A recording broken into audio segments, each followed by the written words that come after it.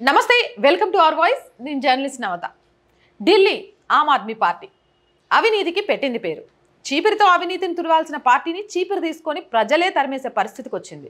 ఇక ఇప్పటికీ ఈ పార్టీకి సంబంధించిన చాలా మంది తీహార్ జైలులే పుట్టింటిగా మార్చుకొని జీవనం చూస్తున్నాం. మంత్రులు, ఉప ముఖ్యమంత్రి, ఇప్పుడు ఏకంగా ముఖ్యమంత్రి కూడా తీహార్ జైల్లోనే ఉండి పాలన చేస్తున్న గొప్ప ముఖ్యమంత్రి తాను చేసింది తప్పు కాదు అని నిరూపణ అయ్యే వరకు నేను పదవి అనుభవించను అని చెప్పాల్సింది పోయి ఈసారి గనక పదవికి రాజీనామా చేస్తే తన పనికి ఏల్కతం దుకాన్ బంద్ అని తెలుసుకొని ఆ పదవి ఉన్నంత కాలమైనా అనుభవించాలని నేను జైల్లోనే ఉండి చేస్తానని ఢిల్లీ ప్రజలను గోసబెడుతున్న ముఖ్యమంత్రి ఎవరైనా ఉన్నారు అంటే కేజ్రీవాల్.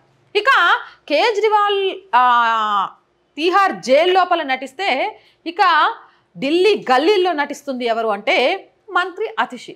ఎందుకు చెప్తున్నాను అంటే ఇలా చెప్పడం కూడా అతిశయోక్తి కాదేమో. హర్యానా వాటర్ కోసము ఈమె పెద్ద నిరాహార దీక్ష చేస్తున్నట్టు పాపం డాక్టర్లకు స్క్రిప్టు డైరెక్షన్ ఇచ్చి ఇక అబాసపాలైన విషయం తెలిసిందే. ఇప్పుడు అతిషి మళ్ళీ అడ్డంగా ఇరుక్కుందట. ఈసారి అతిషిని కాపాడటం కొంత కష్టమేనట. నరం లేని నాలుక కదా అని ఇష్టం వచ్చినట్టు మాటలు ప్రేరేపితమైతే మాట్లాడేస్తే ఆ మాటలే వీపును సాపు చేస్తాయి అనేది ఇక ఢిల్లీ మంత్రి అతిషి విషయంలో రుజువు కాబోతుందట. ఏంటి విషయం అంటే BJP media chief Praveen Shankar Kapoor ఒక పిటిషన్ దాఖలు చేశారు. అదేంటంటే పరువు నష్టం కేసు. దీనికి సంబంధించి రౌజ్ అవెన్యూ కోర్టు విచారణకు స్వీకరించింది. కేసు విచారణను జూలై 23వ తేదీకి చేర్చింది. ఈ కేసులో మంత్రి అతిషి తరపు లాయర్ వీడియో కాన్ఫరెన్స్ ద్వారా హాజరయ్యారు. బీజేపీ నేత తరపున న్యాయవాది సౌమేందు ముఖర్జీ మాట్లాడుతూ అషితి తన న్యాయవాదులతో వీసీ ద్వారా హాజరయ్యారని సమాన్లు అందజేయలేదని పేర్కొన్నారు. ఆపు ప్రభుత్వాన్ని కూల్చేందుకు ఎమ్మెల్యేలకు డబ్బులు ఆశ చూపినట్లుగా తప్పుడు ఆరోపణలు చేసి పార్టీ ప్రతిష్టను దిగజార్చారని ఆరోపించారు.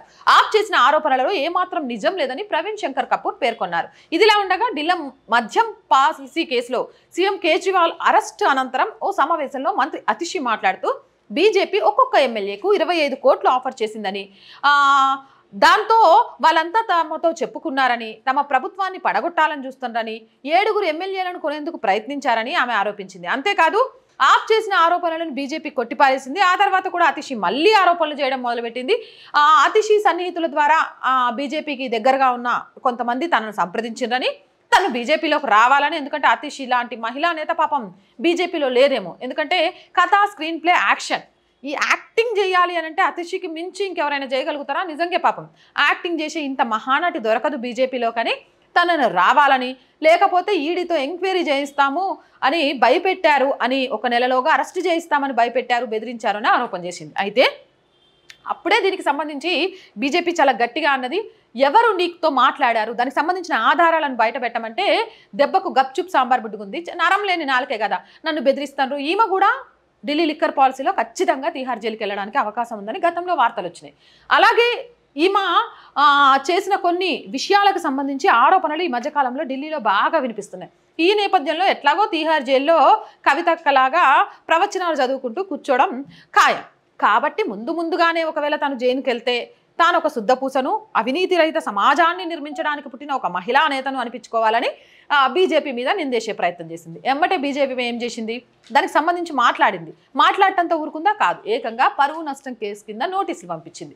బహిరంగంగా క్షమాపణ చెప్పాలని డిమాండ్ చేసింది. ఇప్పుడైతే హాజరు కాకుండా సమాన్లు తీసుకోలేదు, కానీ 23వ తారీఖు అయితే తప్పదు కదా. ఇప్పుడు అతిషి మెడకు గట్టిగా బిగుసుకుంది ఉచ్చు. ఒక పక్క నుంచి ఢిల్లీ లిక్కర్ పాలసీలో కూడా అతిషి ప్రమేయం ఉందనిస్తోంది. మరో పక్క నుంచి ఈమె మంత్రిగా హర్యానా వాటర్ రావట్లేదని ఈమె చేసే ఓవర్ యాక్టింగ్తో ప్రజల నుంచి వ్యతిరేకత వస్తుంది. ఇలా నరం లేని నాలుకలు మాట్లాడే మాటలకు పరువు నష్టం వచ్చి క్షమాపణలు చెప్పే పరిస్థితి తెచ్చుకుంటోంది. ఇక అతిషికి ఎటు చూసినా కూడా కేల్కతం దుకాన్ బంద్ తప్ప ఇంకేం కనిపించట్లేదు అంటున్నారు. మరి మీరేమంటారు? కామెంట్ సెక్షన్లో పెట్టేయండి. మోర్ వీడియోస్ కోసం మన ఛానల్ వెంటనే సబ్స్క్రైబ్ చేయండి. ప్రతిరోజు చెప్తున్నాము, ఛానల్ని దయచేసి సబ్స్క్రైబ్ చేసుకోండి చూసిన ప్రతి ఒక్కరు అనేది. చాలామంది ఆ విషయాన్ని మర్చిపోతూనే ఉన్నారు, అందుకే పదే గుర్తు చేస్తున్నాను. మీరంతా కూడా ఛానల్ చూసిన వెంటనే సబ్స్క్రైబ్ చేశారా, లైక్ చేశారా లేదా అనేది చూడండి.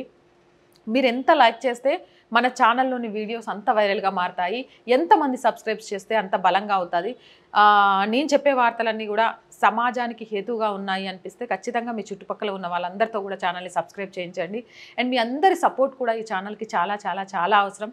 కామెంట్ పెట్టి విమర్శలు చేసేవాళ్ళు ఎప్పుడూ చేస్తూనే ఉంటారు, బట్ విమర్శలను చూస్తూ ఆగిపోవాలి నేను అనుకోవట్లేదు.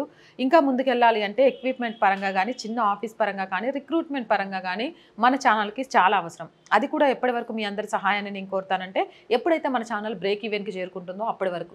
బ్రేక్ ఈవెన్ చేరిన తర్వాత నా వల్ల నలుగురికి సహాయం చేస్తాను తప్ప నేను నలుగురు నుంచి మాత్రం ఖచ్చితంగా సహాయం తీసుకోను.